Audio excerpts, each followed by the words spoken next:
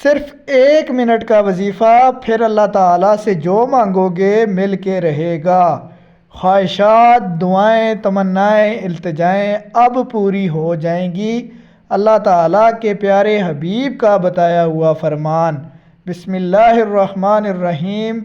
اللہم صلی علی محمد وعلی آل محمد وبارک وسلم وصلو علیہ۔ تمام تعریفیں اللہ تعالیٰ کے لیے جو دونوں جہانوں کا پالنے والا ہے، رہبر ہے، خدا ہے، الہ ہے۔ درود و سلام کے نذرانے حضرت محمد صلی اللہ علیہ وآلہ وسلم کی ذات اقدس پر۔ اللہ تعالیٰ کی رحمتیں، برکتیں تمام ناظرین و سامعین پر۔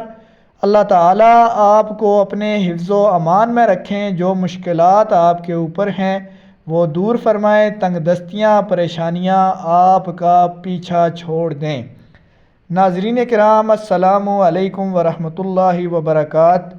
آج کی اس ویڈیو میں جو آپ کو وظیفہ بتانے جا رہے ہیں وہ صحابہ کرام کا آزمایا ہوا وظیفہ ہے، رسول اللہ صلی اللہ علیہ وآلہ وسلم کا بتایا ہوا طریقہ، اور سیدنا ابو بکر صدیق، سیدنا عمر فاروق رضی اللہ تعالی عنہ کا آزمودہ وظیفہ ہے اور حدیث نبوی ہے، جس کی بدولت آپ کی اب کوئی دعا رد نہیں ہوگی۔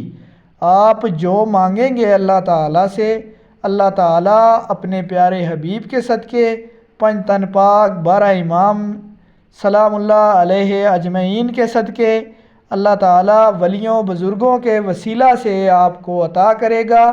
آپ نے ناظرین کرام یہ وظیفہ روزانہ صبح و شام کر لیا، زندگی میں ایک بار کر لیا تو آپ کو کسی بھی میدان میں ناکامی نہیں ہوگی۔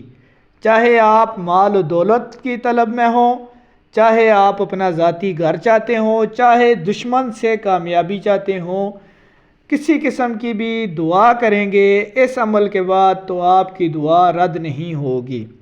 ناظرین کرام، حضرت حسن فرماتے ہیں کہ حضرت سمرہ بن جندب رضی اللہ تعالی عنہ نے فرمایا کہ میں ایک ایسی حدیث سنانے جا رہا ہوں جو رسول اللہ صلی اللہ علیہ وآلہ وسلم نے کئی بار سنائی اور حضرت ابو بکر اور حضرت عمر فاروق سے بھی کئی بار سنی۔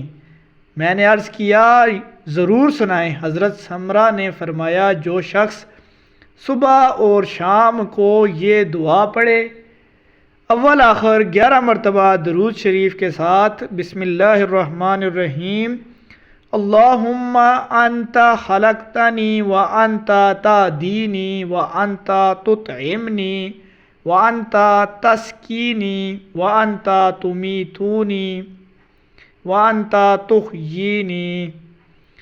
اس سے پڑھنے کے بعد اللہ تعالیٰ سے جو دعا کرے گا وہ دعا ضرور قبول ہوگی۔